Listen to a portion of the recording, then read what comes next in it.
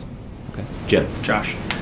President Obama is now the fourth U.S. president in a row to engage in military action in Iraq.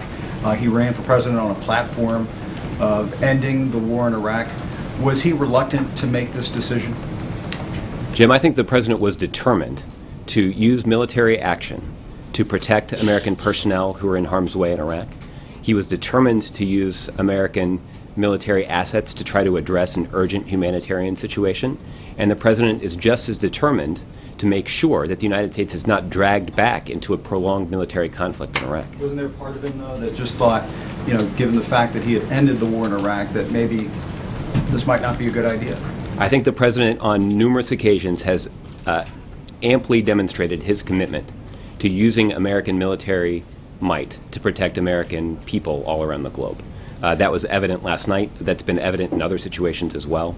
That hasn't changed. But what's also evident is the president's determination to ensure that the United States is not dragged back into a prolonged military conflict in Iraq.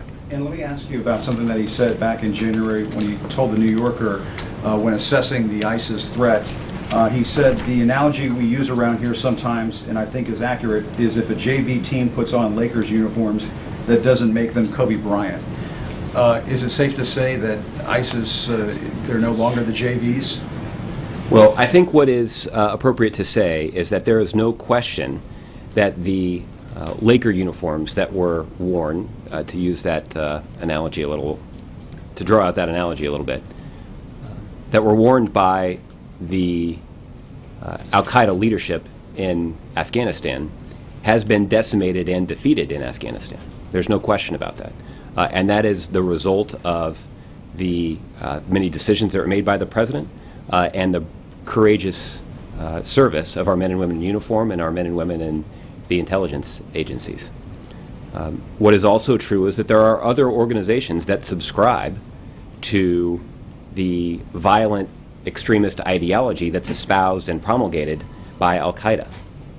Many of those groups in nations across the globe are not particularly sophisticated, are focused on local sectarian conflicts that don't pose a significant or immediate threat to U.S. interests or the U.S. homeland. But you don't think ISIS is a JV There are, squad? of course, let me finish. There are, of course, a couple of other organizations that do pose a more substantial threat to the United States and our interests.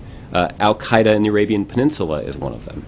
And you've seen the United States, in concert with our allies and partners, take significant steps, important steps, to mitigate the threat that's posed by those organizations that do have designs and some capability to try to strike the United States and in some cases even try to strike the homeland. We do remain concerned about the military proficiency that's been demonstrated by ISIL, and it's why you've seen the president take steps, including the authorization of military force that would protect American citizens who might be harmed by ISIL. And just very quickly, ultimately, is it up to the Iraqis to eradicate the ISIS threat? Ultimately, it's up to the Iraqi people, the Iraqi security forces, and the Iraqi government to address the security situation in their country. Again, we've talked about what will be required here. There will be American support that's provided, but there will not be American troops returning to Iraq in a combat role. The president's determined to ensure that the United States will not be dragged back into a prolonged military conflict there. But ultimately, the challenges that face the nation of Iraq right now are the kinds of challenges that can only be solved by the Iraqi people. Okay, let's move around just a little bit. Jessica.